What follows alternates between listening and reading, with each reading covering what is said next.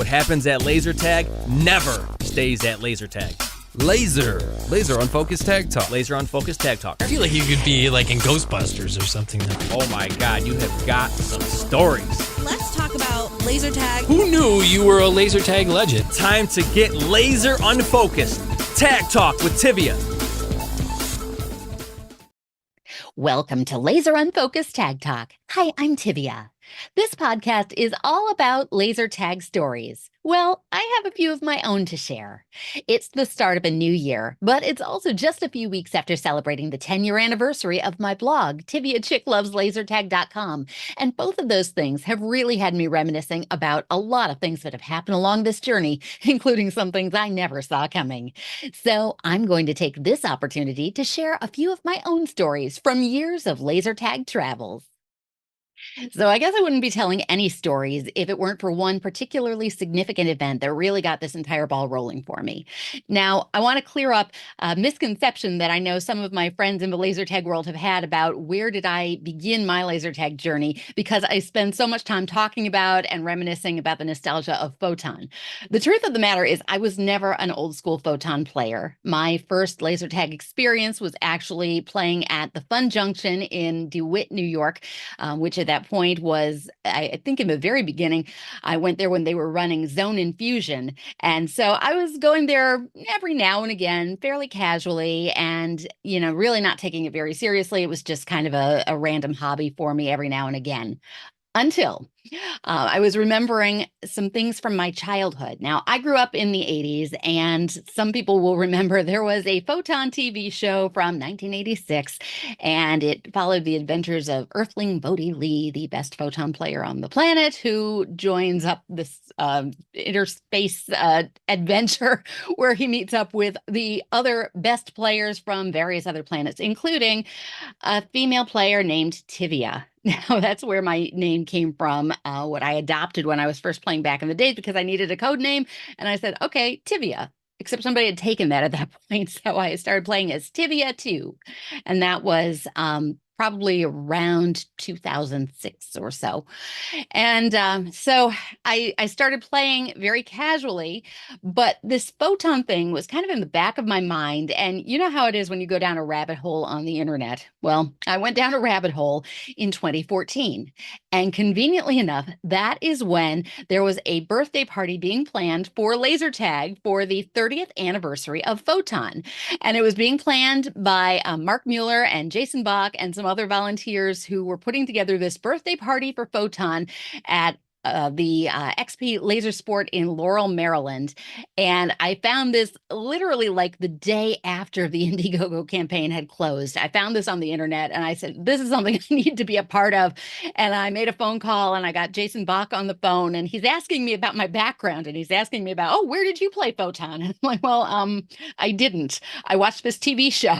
And I'm really excited about this because I had seen that there would be some special guests in attendance, like George Carter and David Stay, who played Mandar. And, I remembered Mandar. I really don't know if I remembered at that time who George Carter was, but that would make a really big impression on me from that point going forward. So that event was planned, I want to say it was around July of 2014. So I said, okay, if I'm going to go to this thing, I had better get myself back into a laser tag arena, because if people are showing up after 30 years, they're going to be good. I don't want to embarrass myself and not be able to hold my own at Photon. Well, ha ha ha. It didn't matter how much time I actually spent in the laser tag arena. I was not good at Photon, but I had a phenomenal time that weekend. They really pulled out all the stops. I want to shout out Randy Medding, who was kind of keeping things rolling on one side as you were signing in for the games. They had games rolling all weekend long. You could join into as many rounds of Photon as you wanted. You're playing with old school players. They had a lovely barbecue banquet that night. where I got to meet some people who would be very influential. How would I know for later in my life, like George Carter. And David Stay just kept me enthralled with stories literally all weekend long. And I was just eating it up and loving chatting with all of these old school photon players who had like this family environment. And it was so cool. And it was something that really lit a fire in me. I had not been serious about laser tag up until that point. In fact, I distinctly remember somebody asking me at the banquet, what system did I play? And I didn't really know the answer at that moment. I assumed that because I saw playzone.com, I think it was, on the monitor screen at my home arena, I said, well, I guess I play Playzone. And he said, oh, okay, I know what you mean. And so that was kind of my first awareness of how little I knew. And but it was also my first really invigorating spark of I want to learn more. I want to be good at this. I want to be coming back to something in 30 years like all these people with all these cool memories. So really the pinnacle that started this all for me was definitely attending that birthday party for Photon, the 30th anniversary at XP Laser Sports. So I got to give a big shout out to Mark and Jason and Randy and everybody else. And forgive me because I didn't even know who anybody was at that time. So those were the names that really stuck out to me. But if not for that birthday party, I doubt that anything would have happened in my laser tag life thereafter. So I am so grateful that whatever it was that I found on the internet that sent me down that rabbit hole got me to Maryland to attend this FOCON event. And that's really where it all started. And so, as I mentioned, I met George Carter III, who most people will know is the inventor of photon and really the father of the laser tag industry.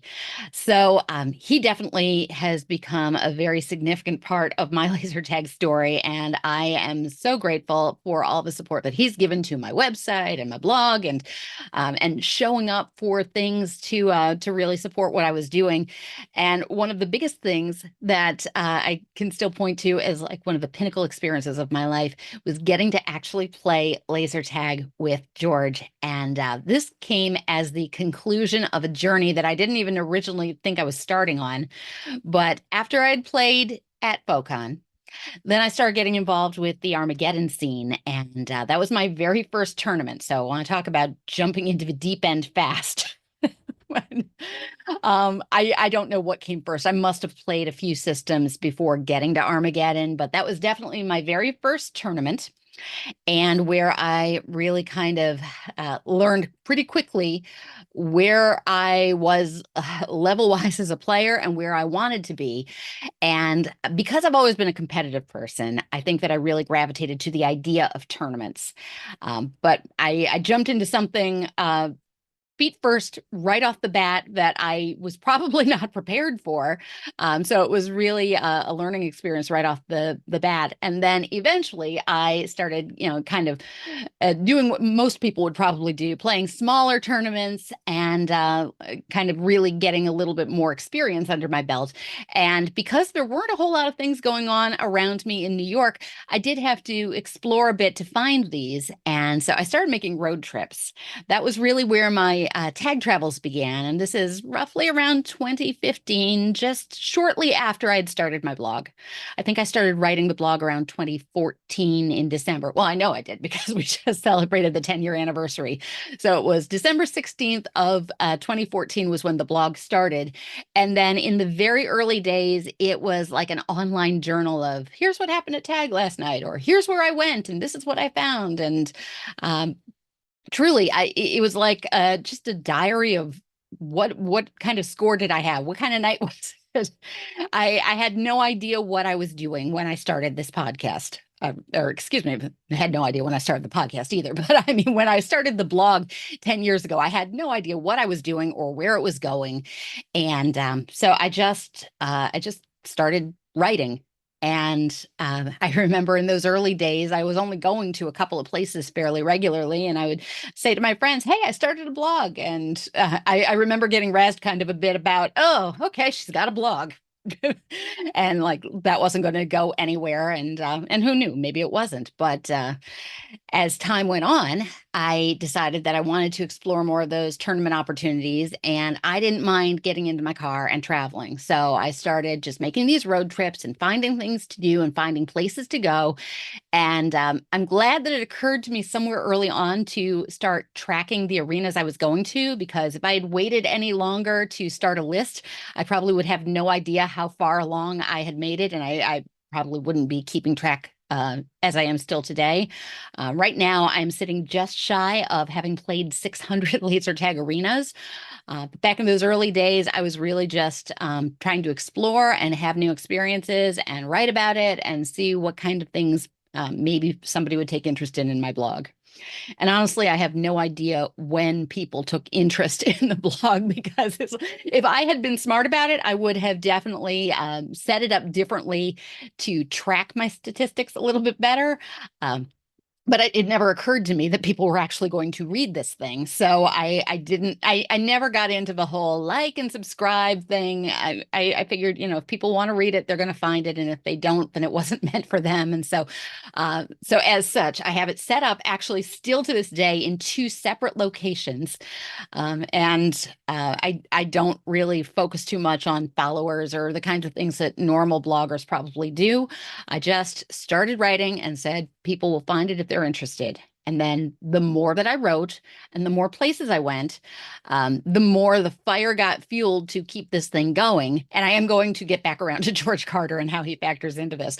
But I had to get started somewhere. And by the time things really started to have a little bit of momentum, I had been to quite a few states just doing my road trips. And I thought, well, this is kind of a bucket list idea, but wouldn't it be cool if somehow I could eventually say I had played laser tag in all 50 states? I wonder if anybody's ever done that before. I think I'll try. And so I really just kind of, did that as a lark. And then as soon as I say something out loud, it becomes real to me. So then all of a sudden, I'm actually making an effort to play laser tag in all 50 states. And for those who are kind of curious about how in the world could she possibly do this, I will just give some background. I'm a companion traveler, and that has opened up some standby travel opportunities, which are the only way I could possibly go to all of these states on my free time as vacation, because laser tag is not my job. I'm not employed in any way in the laser tag industry.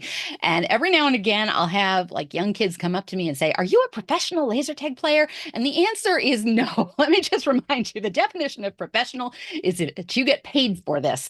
I do not get paid for this, nor do most people get paid to play laser tag. So no, there is no professionalism to playing laser tag. There is just crazy enthusiasm. And so my enthusiastic self eventually made my way to arenas literally in every state.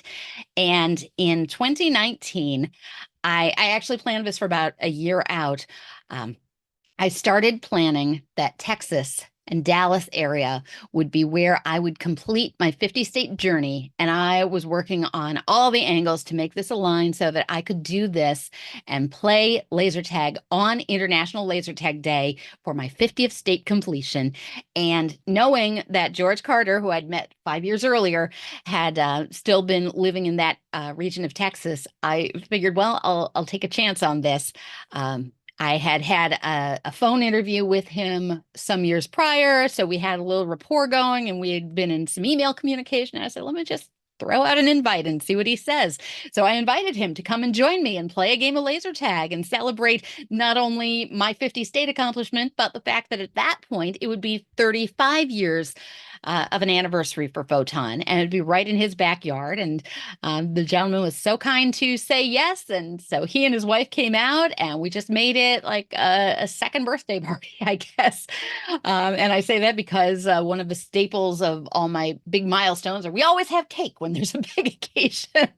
So we had a nice cake and some food, and we played laser tag and got to hear some great stories.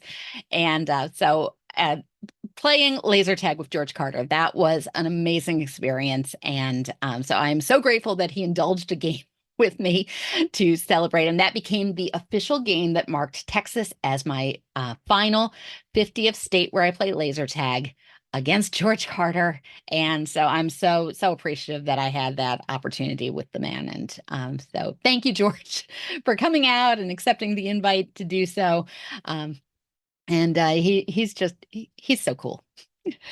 So that was definitely a story to remember. Another one of my stories that I shared probably, I want to say this was maybe 2017 or 2018. So some people may have heard this, but it was completely unexpected to me. While I was along this journey, I was finding myself close enough to travel to Alaska. Now, I remember at this point in time, I had an event that I needed to be at in Seattle. So I had taken a week of vacation, and rather than fly to Seattle like a normal person, I flew to, I think I was going to Sacramento area. And I started there, and I just played every arena that I could. I rented a car. I played every arena en route between Sacramento and Seattle.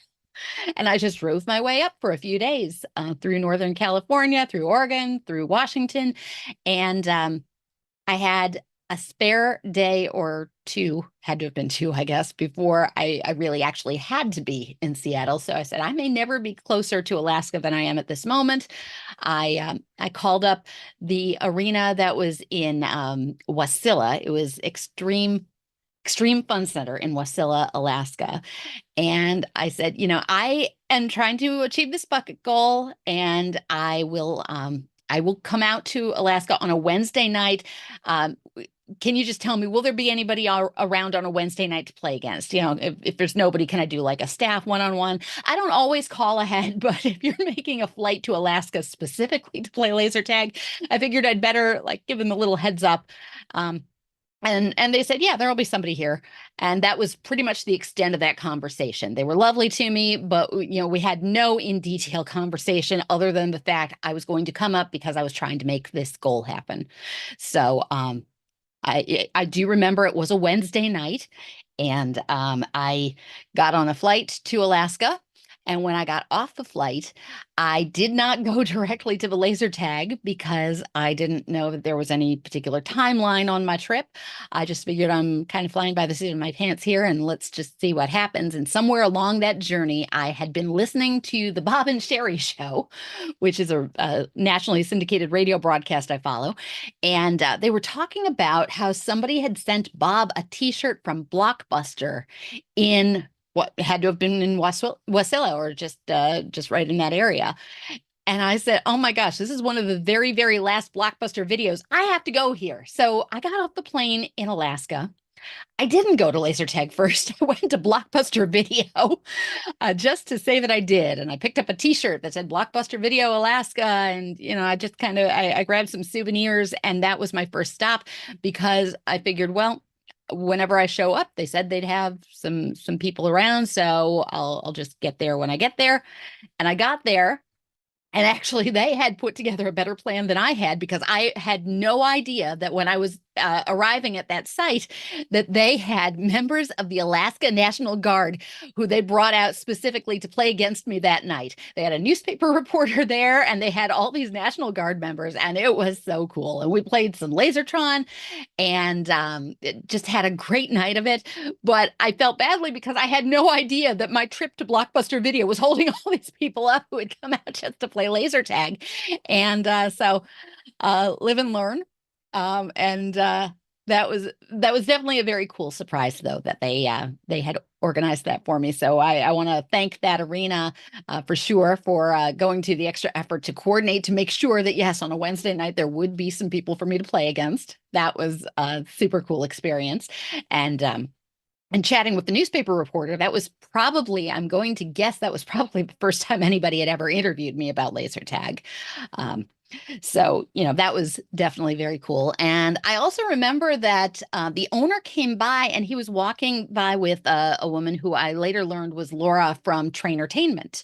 And it just happened that coincidentally, they were doing some training that weekend. So I thought that was kind of cool because, later in life, I would start to meet some of the people, Beth Stanley and her team from there. And I can always kind of point back to that picture of me standing next to Laura because I was excited to be, just meeting somebody in that realm. And she was pointing to my t-shirt because it said something like live, love, laser tag.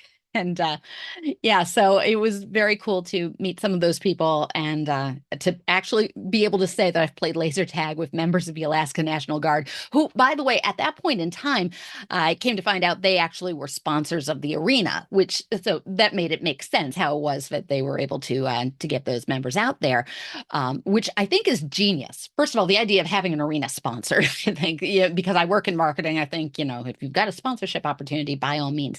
But I think that that's a really smart sponsorship opportunity that they had there, because sure seems to me like the demographic is spot on. If you want to talk about, recruiting opportunities, it seems like a laser tag arena is definitely a good place to find the demographic for people who might be inclined to join up. So kudos to them for that arrangement. So playing the National Guard, those were some cool people to be playing against. And another story that I wanted to share was a couple of other very cool people that I got to play against were some Olympic athletes. I kid you not, I played laser tag with Olympians. And so that happened in Denver, Colorado, or right around that area. I was going out for an event that I had heard about. It was a fundraiser laser tag tournament. And I will use the word tournament a little bit loosely, but it was a fun event that was organized basically as a fundraiser for the Dorian Katz Memorial Cancer Foundation. And so I'd found out about this event. It sounded awesome. And I made a trip and got out there to Colorado. The event was being held at GameWorks, I believe it was. And I'd gotten out there a little bit early, and I had called the organizer to let him know that I was in town. And he said, "Oh, that's great. And by the way," like this was not something I knew about in advance either. He said, "By the way, there are going to be a couple of Olympians, people who had competed in the Olympics, and one of them who had won a couple of medals in swimming. They were going to be here, and they were going to be playing alongside the people who had signed up for this event." And I thought, oh my gosh, that is so cool. And so let's see, there was Chloe was the first name of one of them, and then Nick Thoman. Nick was on my team in particular, and he really particularly really got into laser tag. And they were both great because they were there signing autographs, taking pictures. There were a lot of kids around, but there were also a lot of adults who were, really doing the fundraiser part of it. So it was very cool to just kind of watch them interacting with all the different ages that were in attendance at this event. And Nick brought his medals. So I got to actually see and hold real Olympic medals. That was a pretty cool moment. I think everybody who got that opportunity pretty much felt the same way. And I loved that basically going into the arena, they were new to this. So it was like they were asking questions and at that point, there were two of us. Josiah was there too. And I think the two of us were kind of like leading the explanation of what happens inside a laser tag arena. So I do remember Nick was very, very enthusiastic about laser tag. So I had pictures with both of them wearing our laser tag packs, and definitely a cool experience just to be able to say that, yes, I have played laser tag with Olympic athletes, and I sure can't beat them at swimming, but I did all right when it came to laser tag. So definitely kind of a cool experience. Crossing the country has been an amazing opportunity on more than one occasion. And because going back to that whole standby thing, because I travel the way I do, I don't always know exactly where I'm going to end up. I am a planner. I do put together a plan to the best of my intentions, and more often than not, it works out.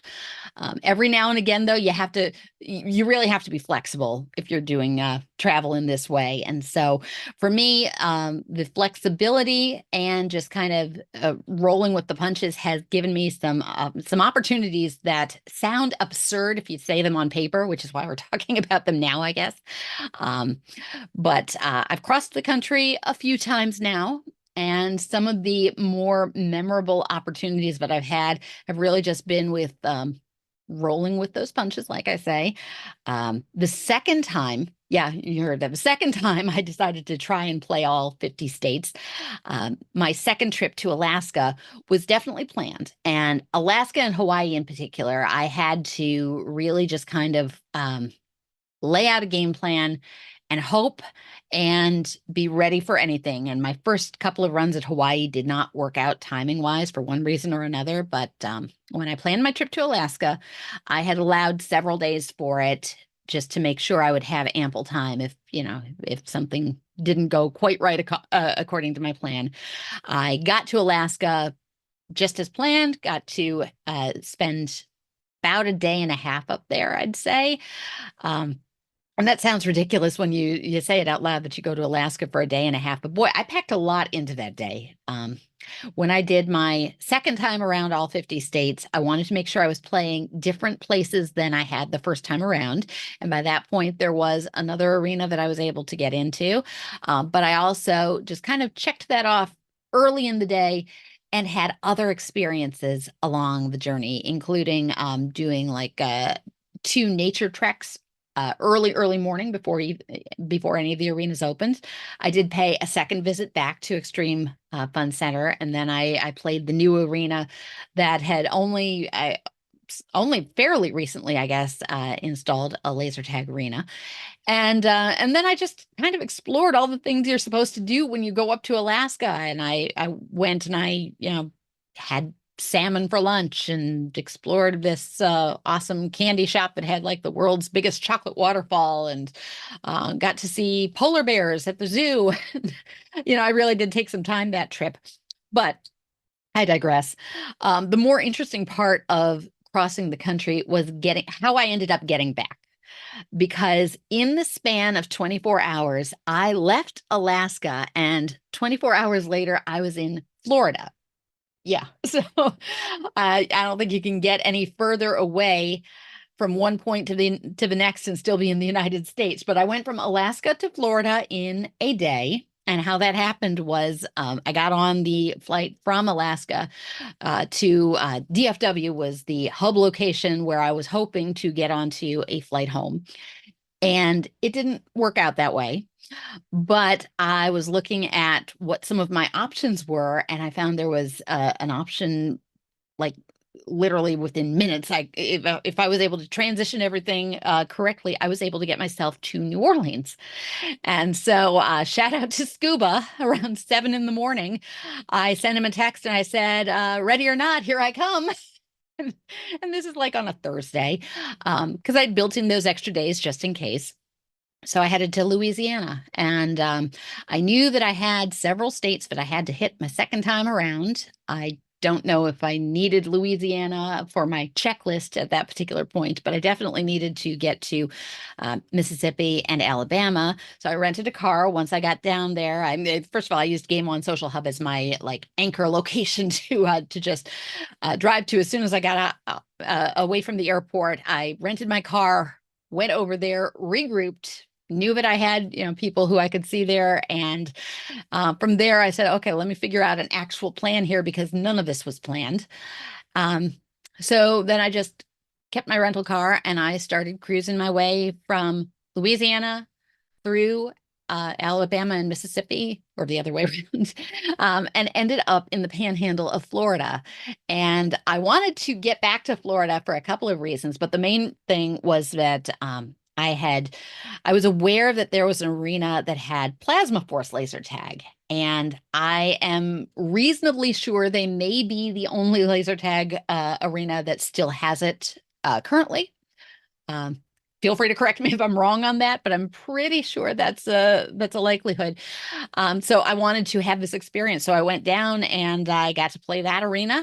And I also got to play at Thrills, which was, I want to say it was in Destin, and they had just installed some really cool interactive things. So between these 2 arenas in the Panhandle, I said, this gives me a reason I need to get myself to Florida.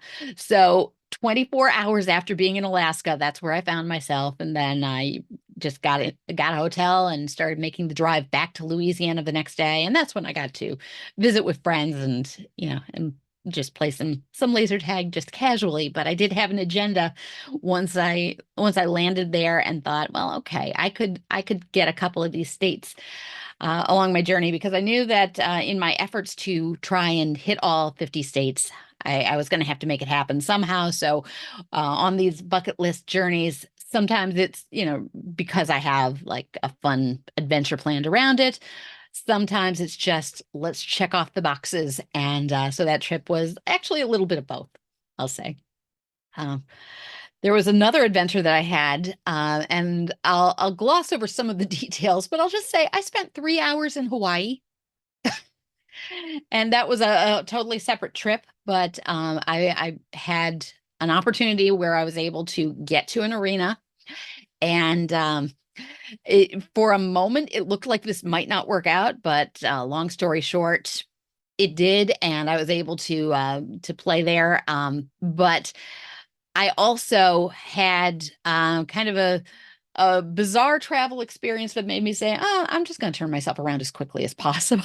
So I got myself back from Hawaii and was sitting in, I want to say I was probably in the Phoenix airport, when it occurred to me that I could probably check off a few more states on the Pacific Northwest side of the country if I was able to figure out how to do Montana. So let me tell you a little bit about my Montana adventures. And first of all, I want to say a big shout out to Flashpoint Laser Tag, because I had some real difficulty trying to identify where in Montana I was going to play. The first time I had been around was I had been on the eastern side of the state, and that particular arena I don't believe is open any longer. And as I was planning to go to Spokane, I say planning a little bit loosely, but I thought, well, I could maybe go by way of Spokane and possibly just rent a car and drive over to Montana, because to my mind, that sounds like a reasonable plan. But I said, well, this only works if I can figure out where in Montana I can play. So I put out a message to the laser tag operators group, and I just said, hey, does anybody know anybody who might be able to facilitate a game for me in Montana? And sure enough, the big thanks to all of the laser tag people who are really supportive of each other's businesses and pointing people in the right direction, because I did get directed to a lovely woman who owned a business, which was a mobile laser tag business in Montana. So technically speaking, I didn't actually play an arena in Montana, but the story is more of the adventure that went along with that. I got from where I was sitting at that moment as I'm sending that message out up to Spokane, Washington. I got to play some Laser Max. That was kind of cool to revisit an old Laser Quest site that had been revamped, and really one of the more interesting locations as far as their build. So I got to play there, and then I got into my rental car and I drove to Montana. And I drove and I drove and I drove. And you cross over a time zone when you're going from Washington to Montana. So I lost an hour in between. And just the travel time involved with all this, it's like 9 o'clock at night by the time I get close to where I've been directed to play this mobile game. Now, first of all, I just want to preface this. They were amazing people. This was such an awesome experience.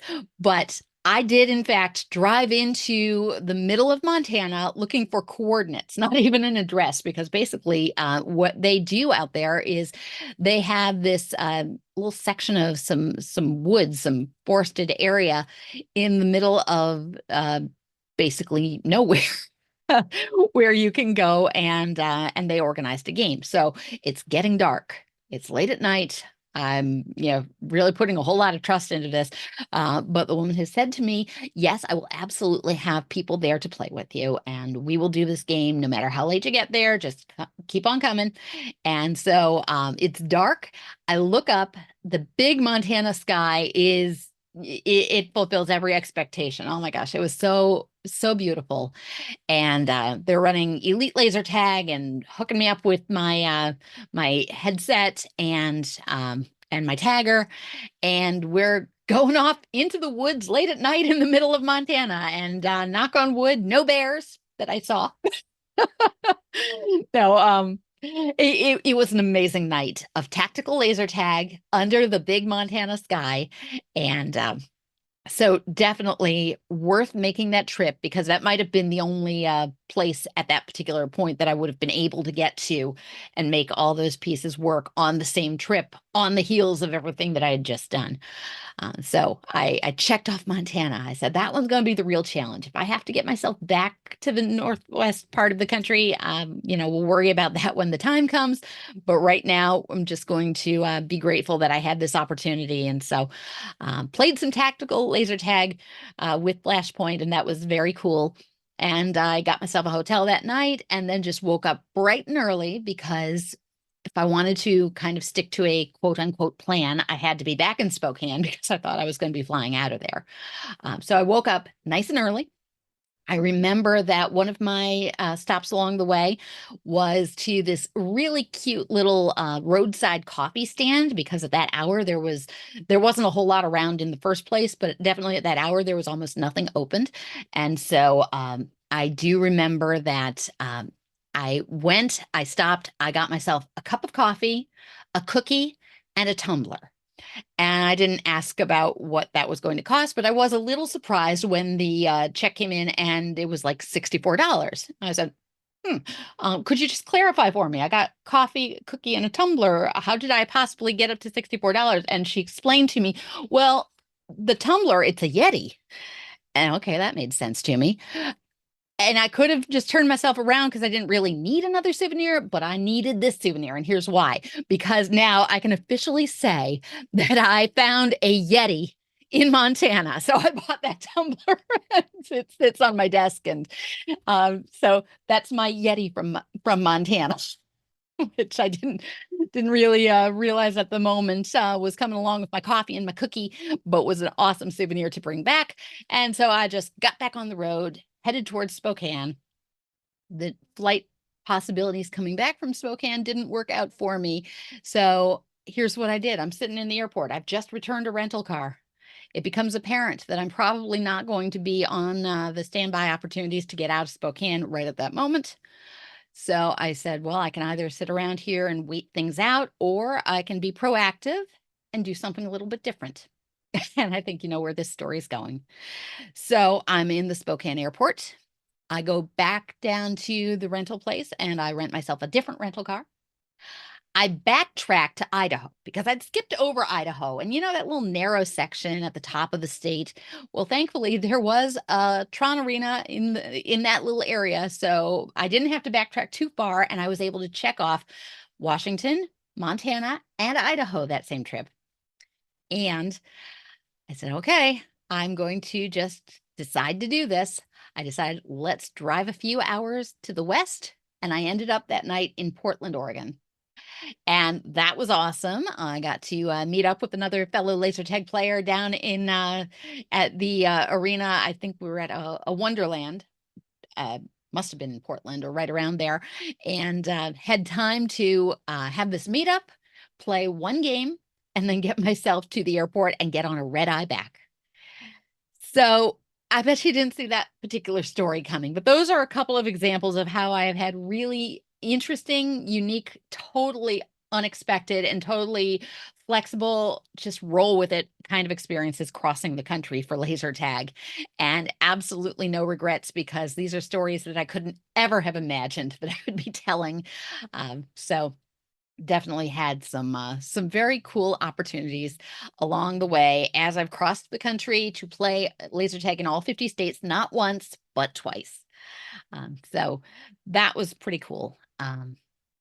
Some of the other cool things that have happened along the way, a lot of very cool things have happened as a result of Tag for a Cause. And Tag for a Cause was an idea that kind of occurred to me during the pandemic, when all of the different run, walk, 5K, 10K events that I saw that a lot of a lot of organizations used as fundraising, they weren't happening the same way during the pandemic time because obviously you couldn't be around big groups of people. So a lot of the ones in my area, at least, were becoming virtual. So Tag for a Cause became this idea I had that you could raise money virtually for a cause and just do the laser tag on your own where it made sense, how it made sense, because different states were opening up at different times in different ways. Um, so Tag for a Cause became a way to encourage getting back into laser tag arenas, encourage health and exercise by the idea originally was commit to doing 5 kilometers of laser tag or the equivalent within an arena. And not everybody actually follows through with that, but a few people did. And in the very beginning, that was really my biggest impetus. And then as it went on, it just became a fundraising mechanism where I used the power of laser tag as the reason to get in the door and then support some great causes that I believed in. And when I was in Las Vegas a couple of years ago, I had a particularly cool opportunity when the arena that I was playing at, which was Battle Blast Laser Tag in Las Vegas, they have been so great to work with. And they hosted me for a Tag for a Cause event in support of the longest day to benefit the Alzheimer's Association, which I had been doing some work with locally, but they knew that I was traveling to Las Vegas. And so they connected all the pieces and we had a Tag for a Cause event. And the arena owners really were very smart about their marketing and helped to get some publicity out there for the event. They had me talking with a local radio station and on podcasts a week or so before.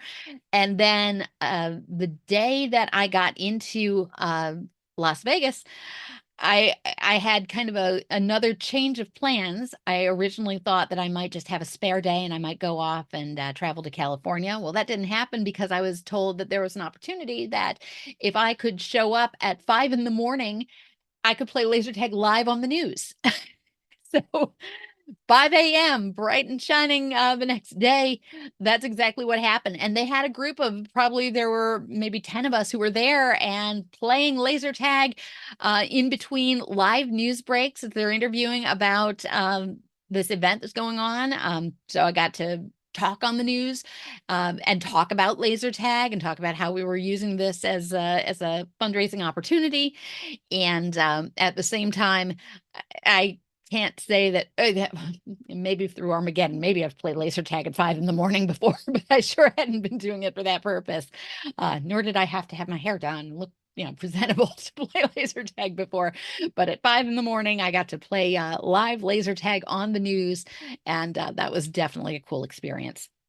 One of the other times that I got to speak about laser tag on the radio was with the Bob and Sherry show. As I mentioned, they do the Oddcast, and that's one of my podcast favorites that I listen to. And early on when they were starting that, I got an opportunity where they invited me to talk about laser tag for about an hour. And that was super cool because I had a long history following the show. And so it was very, very cool when I got that opportunity too. So I've really enjoyed being able to talk about laser tag on the news and in different forms of media. And I hope that I've been able to be kind of a spokesperson as a player, as an enthusiast, and just kind of shine some positivity on the game that I love so much. And let's see, there are some of my other stories along the way involve the game itself, and I've got to give a shout out for one of my coolest experiences was discovering the Easter egg that is the Tivia avatar. And I guess we'll just call it inspired by, they don't actually call it the Tivia avatar, they call it Valkyrie, but it's something that Laser Force put into one of their updates a couple of years ago. And so here's the story behind that. I play at a center that did some beta testing, and whenever new games or new releases of something come out, periodically we have a chance to test them at our center, as long as we keep quiet about what the game is until it's officially unveiled. Because a couple of weeks later, they unveiled this at IAPA. But I got to see 2 weeks ahead of time some of what was coming out, and nobody said a word to me about avatars. Honestly, I barely look at avatars most of the time. We were just testing out a game format at that point. point, but part of the release was also going to be including some new avatars. And if you're familiar with the look of the Gen 8 equipment, they have a little screen on your chest plate, and you can have an avatar character of your choice, or one can just show up, based on whatever it is it's programmed to it, I guess. So we're playing these games and we're taking a break, and there's probably maybe a dozen of us that are there doing some game testing that night. And one of them is Brendan. And Brendan is a staff member at this establishment, and he's on the other side of the counter. And I'm looking across, and I notice something. And I notice on his pack, he has what is unmistakably a Tivia image. And I'm like, how in the world? This is so random. This is so obscure. Nobody's going to do this by accident, but nobody's going to do this on purpose either. Right. But there it is. It's the character with the mask, with the headband, with the whole look. And I practically lunge at him, being like, oh my gosh, that's Tivia. And I come to find out that was the first night that some of my friends even found out that Tivia is not actually my real name. It's just my code name. So I had to tell the story, going back to the whole photon thing in the beginning about, how this character inspired my code name. And here was something very much inspired by the look of that character. And so I reached out to a couple of people to say, well, what happened? How, what, when, where, why?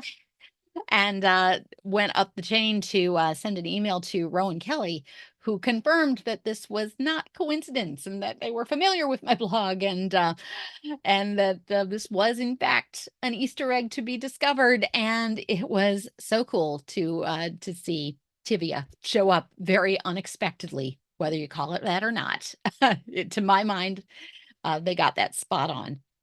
Now, what's interesting is that sometime later we had another conversation, and I gather that that is not exactly what everybody knew it to be, because it sounds from the conversation that I had later that he actually thought that it was me, not a character. And that's a very reasonable assumption to make when you look at what this looked like, because it was a female avatar with curly brown hair wearing a face mask right on the heels of the pandemic. And I had so I mean, definitely for a time in late 2020, that's exactly what I looked like. So, the notion that it was designed, was it designed after the person? Was it designed after the character? No question. I know what inspired that, but it's kind of cool that, there was a little bit of overlap in the story there. And so however it was intended, it is super cool. And definitely finding that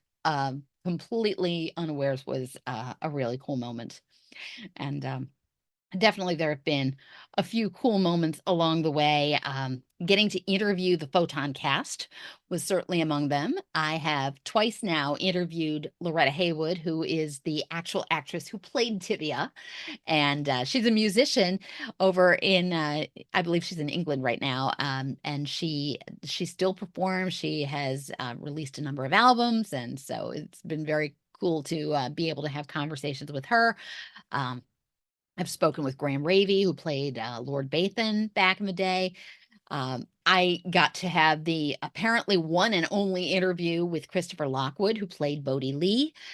He does not apparently do too many of these interviews, but he saw the site and he was kind enough to say, you're the right person at this point in time. And I mean, this is going back several years, but all of these people have spoken to me, and I cannot forget my good buddy David Stay.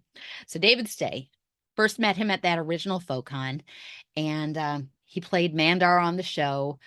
He was definitely one of the most vocal supporters of keeping the Photon fandom alive. Now, if you've ever seen the show, let's just call it what it is. We understand the show was it was a low-tech production, and it was a little on the cheesy side, which is exactly the 80s magic that makes it special. And I was watching it for the first time as a little kid, and at those times, anything on TV that caught my attention. I didn't know about production values. I just thought this is a cool story.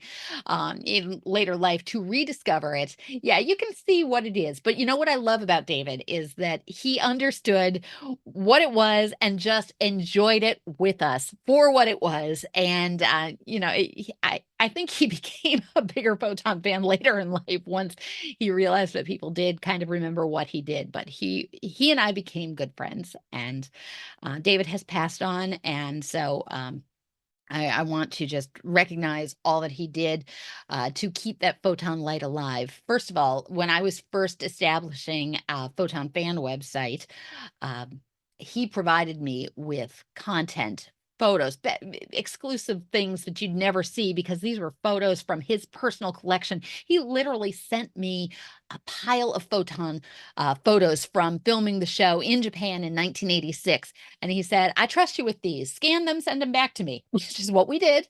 And it was really special that he trusted me with all that. He was kind enough to gift me some special items as well, including a couple of his original scripts. And honestly, I don't know how far I would have come along with this journey if not for David, because he was my first laser tag interview back in the day.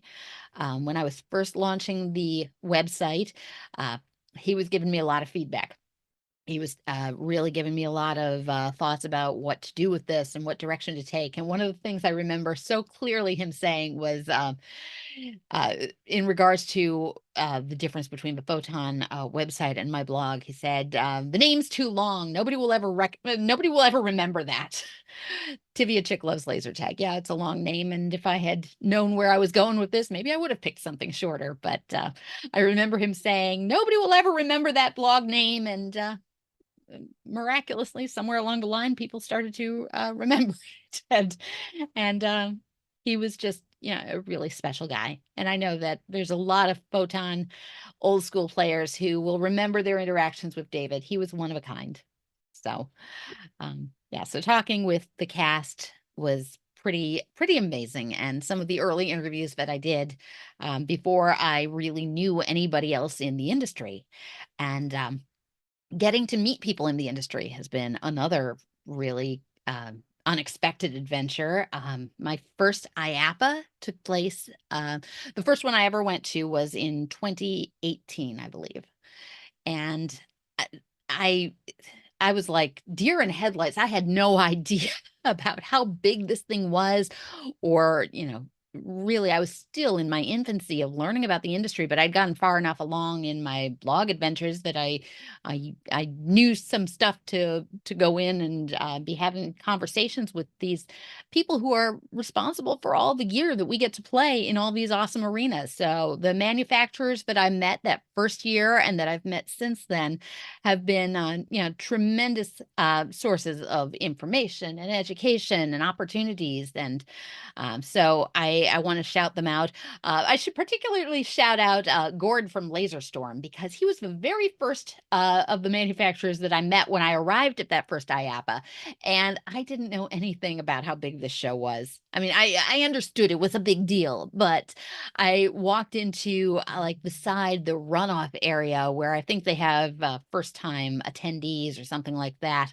And it's a big room. And I'm looking around and I'm thinking, this is a big room. And I walked over and I started having a conversation with him and had no idea that there was an even bigger room beyond that point. And that's where I would meet all sorts of people from all different realms of laser tag. And it became quite an adventure, and I've been a number of times to the IAPAs since, because at this point I love being able to be kind of the neutral media to be able to kind of showcase what it is that is coming out and what people are doing, and and have conversations. And so at this point, I'm familiar with and familiar to all of the manufacturers who show, and it's very much like a family reunion in a lot of ways. And so IAPA along the way has become a big part of my journey too. Oh, let's see. I've talked a lot about how I played laser tag for a second time around in all 50 states. I called it my "Oops, I did it again" laser tag tour, because I really did not intend to be doing it twice. Um, I thought this is a once in a lifetime bucket list thing when I completed my journey in 2019. And then after the pandemic and once travel had reopened, and I was able to explore again and play laser tag in a bunch of places, I took note of the fact that somehow since the last time around and since the travel had reopened, I had remarkably gotten to a lot of states, like almost, if not completely, I guess half of the states in the country, I'd made it back to some way, shape, or form that had worked out. So I just kind of said it without even thinking. I said, "Oh, I wonder if I could get to all 50 states again by laser tag day of next year," which would have been the 40th anniversary at that point. Uh, so again, once I say something out loud, it tends to become a real thing. So that's exactly what I did. Is I went off and I said, "Let me complete the rest of this map." I mean, I have a literal map with push pins of where I'm going and where I've been, and I said, "Let me see if I could actually make this happen by laser tag day of 2024." Well, I beat my goal because I got this done with a stop at Owensboro, Kentucky, at the Ozone, and that happened in October of 2023. So I beat my goal by a couple of months. But what's really most astounding about that year is that was a year of travel unlike any that I could repeat. The whole year of 2023 calendar year, I played laser tag in 35 different states. 25, I think, counted towards my goal, but somehow I had ended up in 35 different states playing laser tag during that one calendar year. And that is crazy. Okay. That is not going to happen again. People have been asking me since, well, what's your next goal? Are you going to try and do it 3 times around? Are you going to try and go internationally? I do want to play laser tag internationally. Outside of Canada, I've only played in the United States. I am officially going on record as saying I am not trying to do 3 times around. However, I was tempted to just count up the states I've played since that last goal was completed. And since my second time around, I've actually played in 11 different states again. So, but I'm not going to actively try and do 3 times around. At least I don't think I am. I guess time will tell and we shall see. But yeah, so, oops, I did it again was my second time trying to laser tag in all 50 states. And then my focus shifted a little bit because the museum collection came into my world. And let me just take a moment to talk about my latest project, which is many people know that I have acquired all of the items and the goodies from the laser tag museum, and I'm now referring to it as the Laser Tag Museum Collection, and trying to use the website of lasertagmuseum.com to just showcase some of these cool items that really are painting a picture of the whole laser tag history. And so some of what I've been doing with that is a lot of filming videos of really cool rarities and taking some of it on the road with me for a traveling collection. You'll see some of the items have already been displayed at different laser tag events, and I've got a couple that are coming up that I'm working on planning, because I really feel like a lot of the history of the laser tag industry is particularly of interest to the players who are actually actively playing those systems. So I'm trying to take some of these goodies to showcase them directly to the players at the players' events when they're off at tournaments and whatnot. And that's in its baby stages. It's just a little side project that at this point is road trip travels. But for those who want to get a closer look, I'm working on getting videos and documentation of some of this stuff so that you can really see firsthand without having to travel. So you don't have to travel, but I will continue to do my traveling because I've had so many amazing laser tag adventures along the way. And I just love that I've been in such a fortunate place to be able to do as much as I have and to have some pretty remarkable stories to tell at the end of this. I say at the end of this, I mean, I'm in the middle of my journey. I'm not stopping for anything here.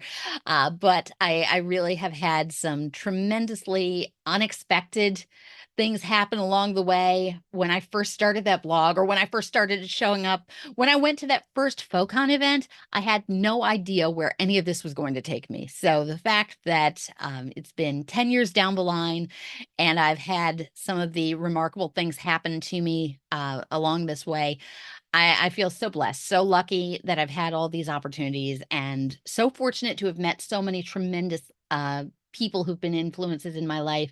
I've made so many friends, met so many people, visited so many places that I never could have imagined. I'm so fortunate. And so I thank all of you who've been part of that journey so far, and who will be with me along the way to see what's happening next. And so these are a few of my stories, and we're just going to keep on continuing stories via this podcast.